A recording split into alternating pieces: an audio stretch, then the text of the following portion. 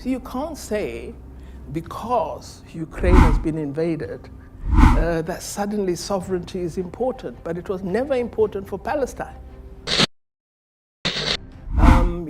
I think this notion of international rules is very comfortable for some people to use when it suits them, but they don't believe in international rules when it doesn't suit them, because they don't apply international rules or law equally in all circumstances. So you can't say because Ukraine has been invaded that suddenly sovereignty is important, but it was never important for Palestine. It's very peculiar. If you believe in international law truly, then wherever sovereignty is infringed, it must apply. And this is the point we've been making, that we use the framework of international law unequally, depending on who is affected. And we are arguing that that must change. And one of the interesting changes that has occurred is the sudden movement, because Russia has invaded Ukraine, that we say, okay, let's not allow the Security Council to just have the veto and let it pass. We take it to the General Assembly. When some of us had been calling for the General Assembly to have a greater say, we never enjoyed support. But suddenly today, see, that's where international law begins to mean nothing. Because for some, we see it as a cheating, and for others, we see it as a benefit. So our argument is, let's revise the international multilateral system to ensure that we observe that post-1948 has arrived. What is the revision that you're looking for? Well, it should be more representative, more democratic. If we retain the Security Council, regions that are not represented there must have a space. And I think the move for the General Assembly to have a greater say is an important one. And it should be for everybody, not one country. So already the signs are there. Let's really ensure that we make these changes, which several countries have been calling for many, many years. We're now 54 independent African countries that are members of the African Union.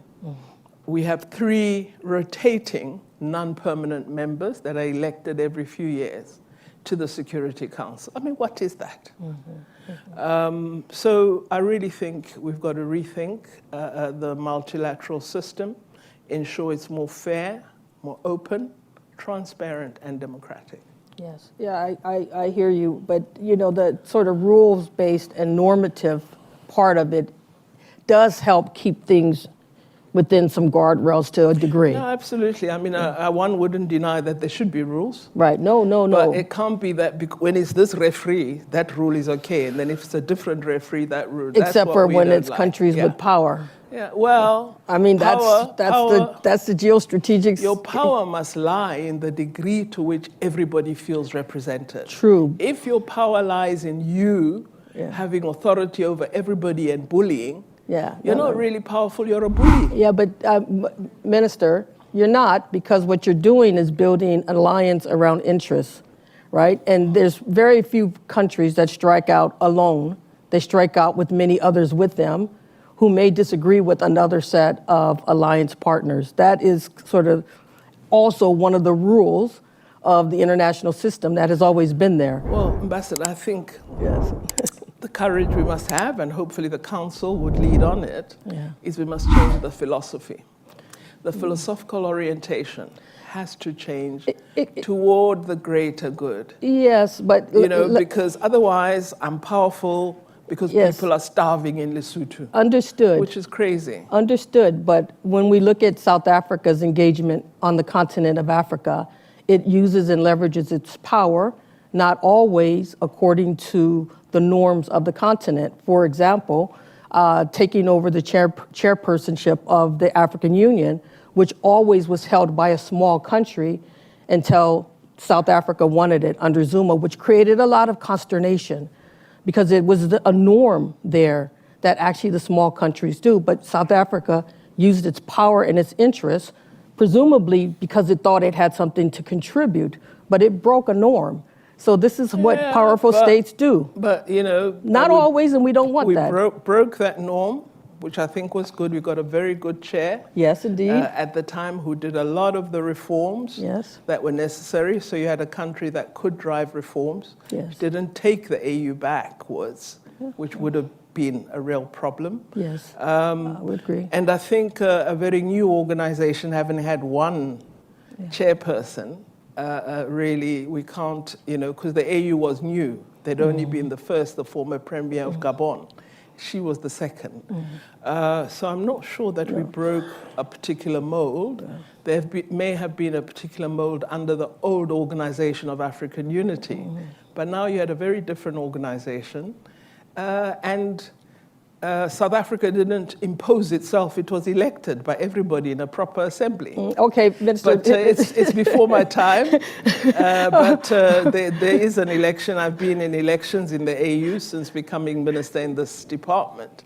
And you have to achieve a 2/3 majority. Yeah, Minister, I'm gonna do something that I learned in South Africa when I was ambassador there, which is agree to disagree. this is what I learned in South Africa, and we'll come back to the topic. And the topic being where There you have it, guys. So we know that our African leaders usually are trying their best to comprehend all of the problems, you know, and the circumstances with which Africa has found itself today. And many of these problems can be really complicated. And the best we can actually do is to try to support them, encourage them. And, you know, for those who probably might be going along with the agents of imperialism and colonialism, to help them, you know, through our comments here and, you know, our thoughts, come to their senses and try to acknowledge the fact that Africa should be built for Africans, and that Africans should have the right to decide their own destinies. And so that's why these speeches, I try to capture these speeches and post them here on Kwazemy. So the least we could do is to share our thoughts in the comments. So whatever you think, whatever thoughts you have about this speech, share your thoughts in the comments. Thank you for watching, guys. I really hope you enjoyed this video. Please share and like and subscribe, because that's the way you support Kwazemy as a channel, an Afrocentric channel, where we try to understand deeper issues in African history and hopefully develop a collective intelligence on how we wish to build the Africa we want to see as people of Africa. See you in the next one.